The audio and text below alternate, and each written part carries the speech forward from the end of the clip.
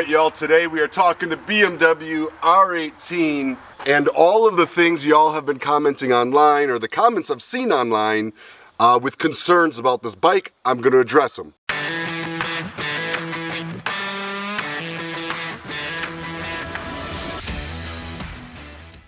I've taken this motorcycle on over 1,000 miles now, and I feel ready to address some of those comments and some of the biggest concerns I've seen some of you have with the R18. We will start with the concern that I've heard the most, and that is these jugs.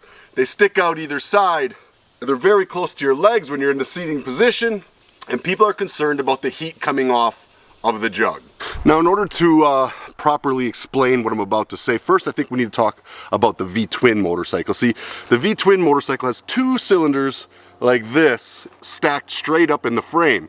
What happens is this one cylinder is behind the other cylinder, in essence robbing it of air. These two jugs both sit right out in the wind, allowing breeze to go over them evenly.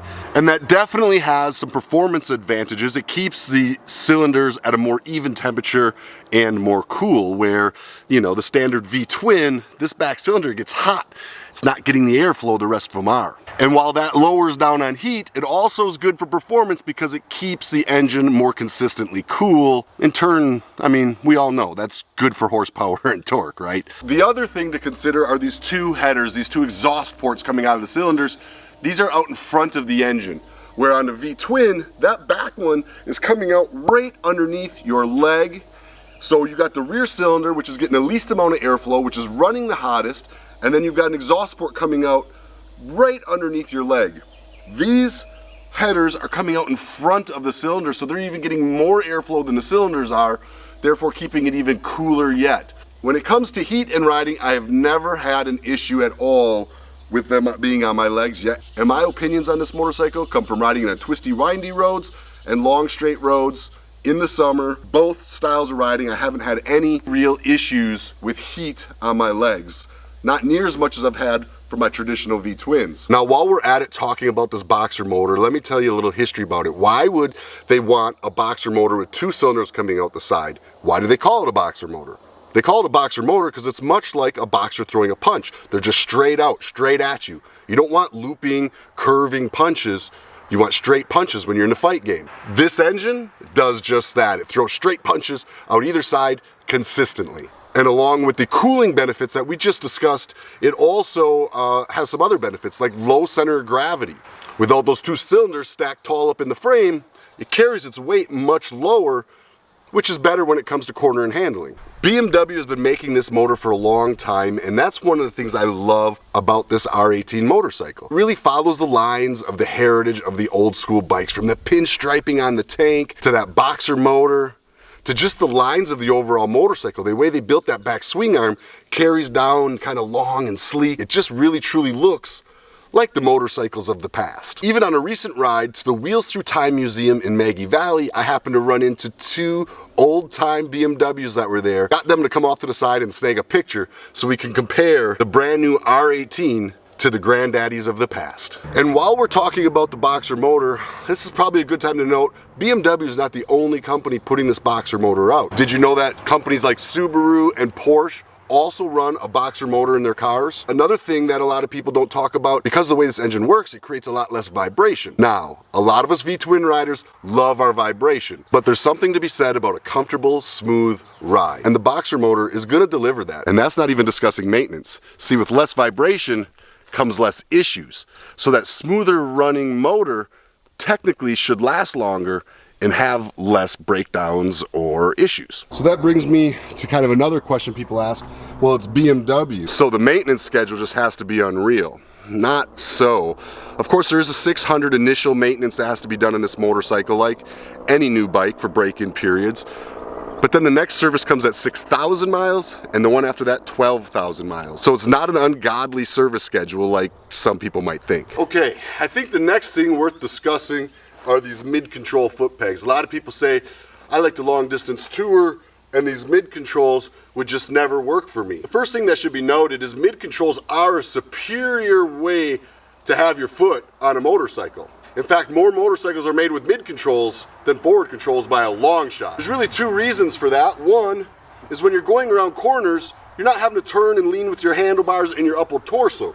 You can put downward pressure on these pegs, and that will help you turn and corner. And secondly, on a long distance, one of my biggest issues I find are back and butt problems. By having mid controls, it allows me to put weight down on the bike, lift my butt up a little bit, and my legs eat some of those rough roads. And lastly, talking about forward placement or forward controls and highway pegs, I'm sure somebody's going to come up with a design to get highway pegs on this, but highway pegs are really the secondary, if not the third placement for my feet when I ride. While it is nice to occasionally get your foot out front, I'm not going to deny that. This, to me, is the superior placement of your foot on long distance when fatigue starts setting in. I often go back on the rear passenger pegs, because what does that do? It rolls me forward and it puts the weight on the inside of my thighs, gets me closer to the bars, which stands my posture up better, and in turn gives me a more comfortable seating position. When my feet are out in front of me like this, all my weight is on my center of my tailbone, driving straight down my back. There's no way to relieve any of that pressure, and I feel every bump all the way up through my spine. So I find myself very rarely putting my feet far in front of me, although I will admit it's nice when I do. So mid controls really are kind of an advantage, not really a disadvantage. In fact, I think it'd be really cool if every bike with forward controls also had a way to utilize mid controls for when the riding gets serious. All in all, I really do enjoy this BMW R18. I think it's an absolutely gorgeous bike. The boxer motor, while the 1800cc is the largest boxer motor BMW's ever put in a motorcycle, the engine itself is nothing new to BMW. They've been running it forever. They run it in multiple miles, from their adventure bikes like their GS's to even sport performance motorcycles. That boxer motor is tried,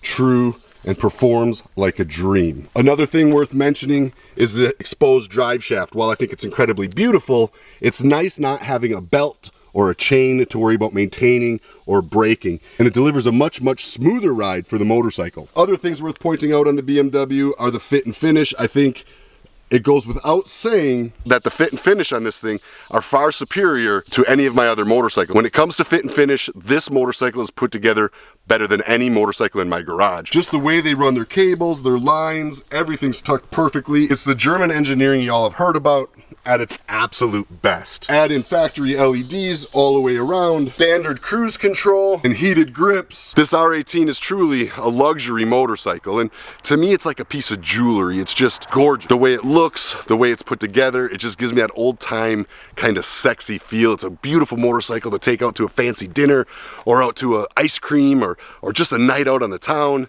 This motorcycle is it for me. Now, all my videos are always honest and true, no matter the situation. I always give you my honest opinion. And for me, this will not be my go-to touring the country motorcycle.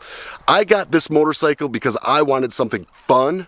I wanted something that made me feel sexy. I wanted something that felt unique and stood out in the crowd. So that's why I got it with the options I did. No windshield, I didn't do the bagger, I didn't go with the floorboards. I went with it the way it is because of what I intend on using this motorcycle for. But there are plenty of people like my boy Dump Truck or my girl Tana from Quest Called Tribe or her two wheels that are taking these things long distance and riding them all over the place and absolutely loving it. Frankly, the truth be told, any motorcycle can be a long distance motorcycle if that's what you want the bike to be. I've seen people take Sportsters from one coast clean to the next. You ride what you want to ride. With this big powerful engine and the absolutely smooth delivery to the ground, it would make a great touring model. But for me, this is not going to be my biggest touring bike.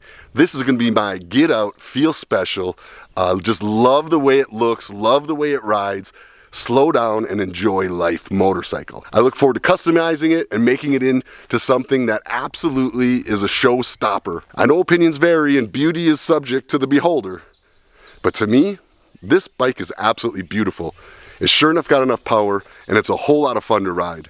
So as far as the BMW R18 is concerned, I absolutely recommend it. I think when it comes to resale, BMW is one of the best brands to hold value. There's just a lot to like about this motorcycle. I hope y'all have enjoyed my kind of addressing y'all's issues you've been putting out there on the internet. I just don't see those being the issues with this bike. Those are just uniquenesses of it, and some of them are actually advantages when you really break down the science. All right, y'all. Listen, no matter what motorcycle you want to ride, don't let anybody else tell you it's the wrong bike or it's not good enough bike or this is a problem with the bike. You ride what you want to ride. You get it in your head, you stay stubborn, and you get out there and enjoy the road. And I'll see you in the next video.